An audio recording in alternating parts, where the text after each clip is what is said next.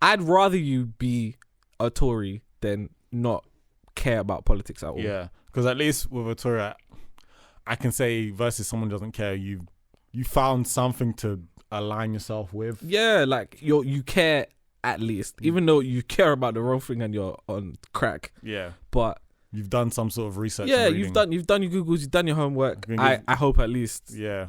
But when people say they don't care about politics or they have no idea what's happening with Brexit or the NHS or this, that, and the other, I'll just look at you like, fam, read your book. Everything is not the timeline. Hey man, when you go to NHS and they say that'll be now £9,000, like, why? God. You bet why? This Boris nigga is pimping the NHS. I just trying to sell the NHS. Like it's fucking eBay. Yeah, let's guys like, let me put the ASOS on. Let me put it on ASOS. NHS on Depop. Buy on Klarna. Fam. Yeah, so for installments of £9 million a month, you can get the NHS. If you don't know, registration to vote is now closed. The general election is on December 12th, so by the time this comes out in 10 days' time, it is mainly between there are a number of different parties, but the main two parties everyone's looking at is Labour and the Conservatives. Yep. You know where we stand on this. You know the vibes. And if it's the first time listening, Red gang nigga. If it's the first time listening, hello, how you doing? We're bloods. Welcome. Labour gang. We don't say those C words. No, we don't say the C word. We don't see them C words out here. Absolutely not. We are voting for Labour. Goddamn Jazza. The Labour manifesto came out recently. Yep. Spectacular. Yeah. Sold dreams. Yeah. And I love it. I mean, do you know what, yeah? I was listening to a podcast and they broke down the manifesto, and his name is Disunomics, and he does it's based off economics. So he broke down the manifesto, and yet he even said before, I don't know much about the environmental stuff, but everything else I have a good knowledge on. And he tried to not be as biased as possible, but obviously if it's just him on a podcast, isn't it? So he's kind of answering himself, and a lot of the stuff, especially from an economic point of view, made sense. Obviously, Labour manifesto. Yeah, there was a few higgity-haggity stuff. For example, if you work for a company, get some sort of entitlement to shares and whatnot. Any company. It was just a basis of it, but I think you have to be there for a certain time period to then qualify for automatic shares in a company. Okay. Or stock. He wasn't for that, and it was like, it's more of a, you didn't work for it. If you have a company, you have all of the risk and some of the reward, whereas your employee has none of the risk and more reward in terms of percentage. Fair. So stuff like that he was kind of highlighting, but and he wasn't a fan of nationalization, but also if you nationalize the trains and stuff, it's not going to be every year. There's another rise in trains that just got released today. So travel cards going up again, ladies and gents. And that's not because of TFL, that's because of the National Rail. And because the National Rail keeps going up, travel card keeps going up.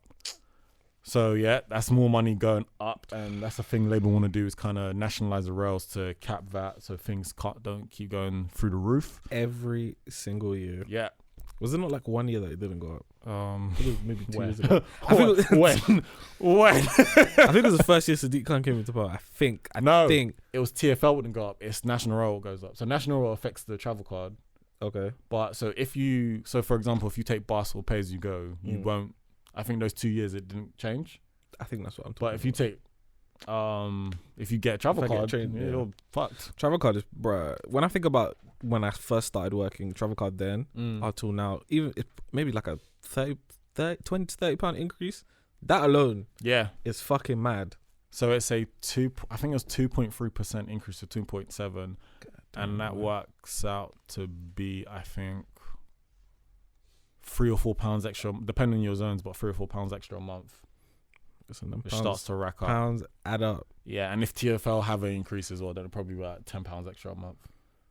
I don't know why TFL, the prices like go off the National Rail.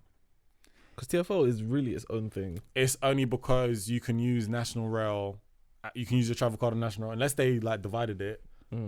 Because, for example, like places like Bournemouth, I think that's on the National Rail. Yeah. So, but it's still in London.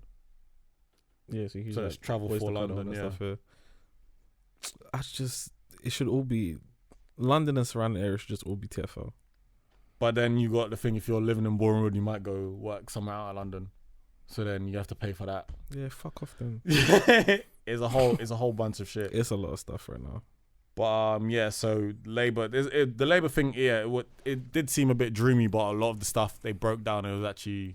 Is it dreamy, or is that we live in such a fucked up place in time? I think it's the fucked up part. That we're just everything is negative to us. Yeah. We're just like, this can't even exist. Yeah, because even with the free internet? Yeah. What?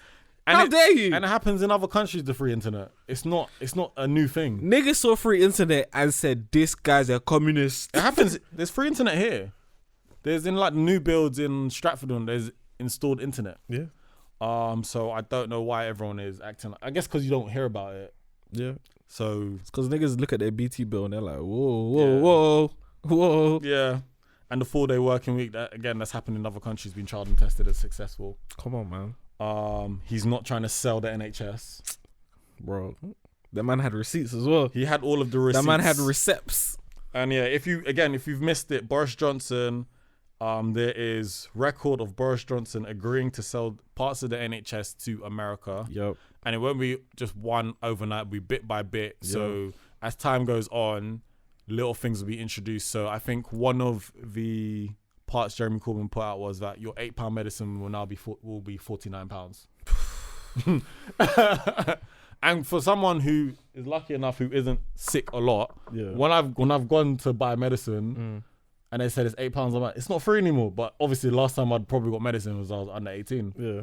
So the fact that I'm shocked by that, there must be people regularly getting these £8 medicines, and now it's going to be £49 every time you go. Bro, they're trying to put niggas out. It's nuts. It's very, very, very mad. It's nuts. Boris Johnson, if you didn't see the live debate, didn't answer anything, just spoke about Brexit. After a while, I turned it off because I was like, this is pointless. Yeah. This is the prime minister of our whole thing. It's our prime minister. Yeah. And he can't answer a direct question. No. Obviously, I know politics is all about spin. Politicians are professional liars. We all know it. Blah, blah, blah, blah. How you feel about politics is just not relevant here. But we're in a crisis here. Yeah. Our country is in a crisis, and we have a general election in December. Just first of all, mad. Yeah. The fact that it's happening. This is our 9th general election in the last 6 months. Bare general elections. Bare things are happening, and people are asking you direct questions, and you can't answer it, and you just can't answer it, or you're just like, yeah, that's great, but Jeremy Corbyn is an anti-Semite. That's all we care about right now. And let's get onto that. Fam, I hate that. He actually is an anti-Semite. He's not.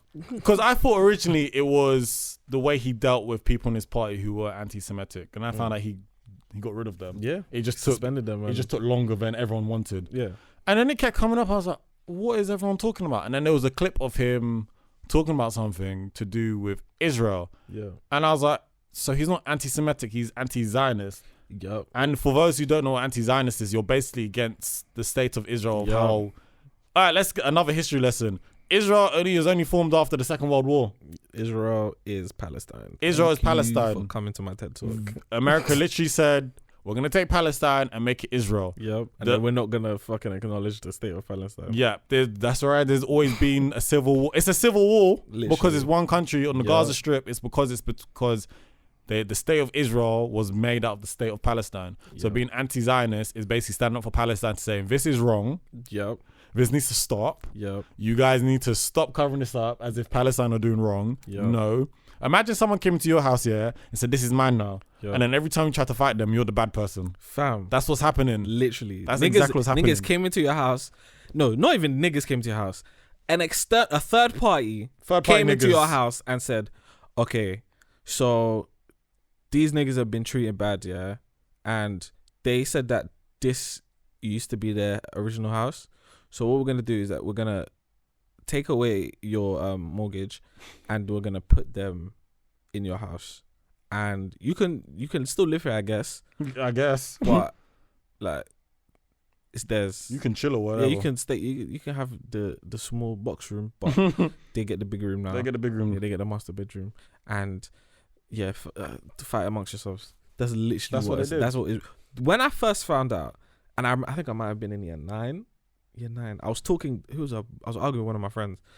We're talking about Israel, and my friend was like, "Oh, Israel."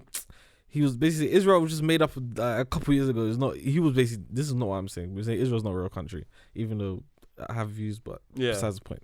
He was like, Israel's not a real country. It was only made up like 2 days ago. I was like, what do you mean, bruv? There's been Israelites for time. He's like, they're not the same thing. I was like, what do you mean it's not the same thing? Israelites. Obviously, Israel's been there forever. He's like, no. So then we actually went to our history teacher, and I was like, sir, this guy's telling me Israel's a fake place and it was only made 9 years ago. What are you telling me? I was like, what are you telling me, bruv? He's like, yeah, Israel was made after the First World War. Yeah. They went into Palestine. Oh, the First World War? No, Second World War. It's made after Second World War. They went into Palestine, told these niggas, yo, these Jewish niggas are in here right now. All the best, deal with it. And I was like, bruh. Yeah. So then even reading about it after, just the idea of that, it's just think about it for yourself. Imagine someone came into your country that you've been living in this entire time and dropped off these niggas and said, yo, this ain't your yard anymore. Yeah. This is now theirs. The state of your country, let's say the state of Aryan land that's been here for years and years and years, you don't acknowledge it anymore because these niggas are in here now. Yeah. Why would you not be anti that? Because if it happened to you personally, you'd be vexed. Yeah. I feel it's lazy. It's very lazy. What the conservatives are doing is lazy.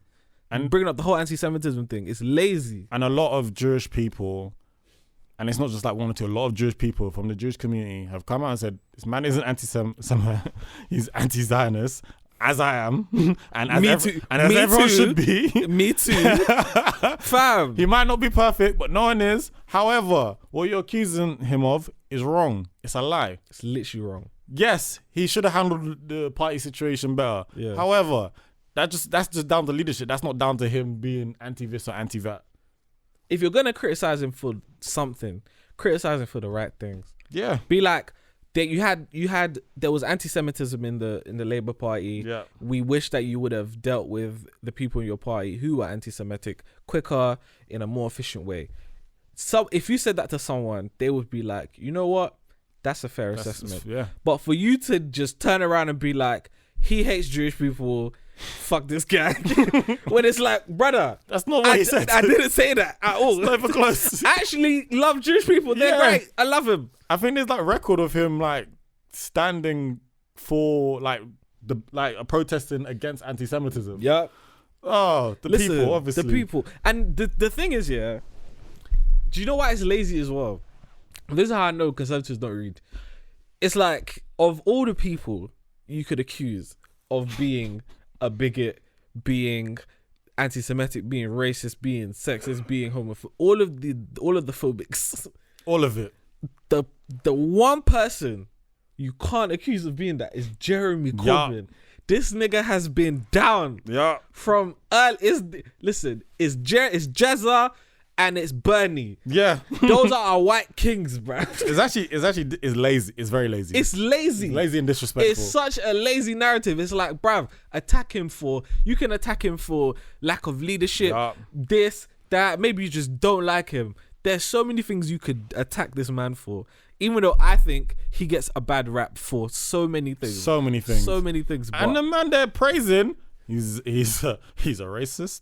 He's Islamophobic. What? He's homophobic. What? He's classist. Fam. He's everything. He can't answer a straight question. He's asked, oh, how are you a relatable person? It's like the things you criticize Corbyn for, and then if you compare it, what you should compare Boris Johnson for, you're like, even if you took away their parties, and you say, if one of these is going to be your leader, is it the one where you think is too soft on the lower working class, or the one who doesn't care about anybody apart from rich people? And if you choose Boris Johnson, then listen, all the best to you, man. I hope you're earning that money, because you pour to him too, baby.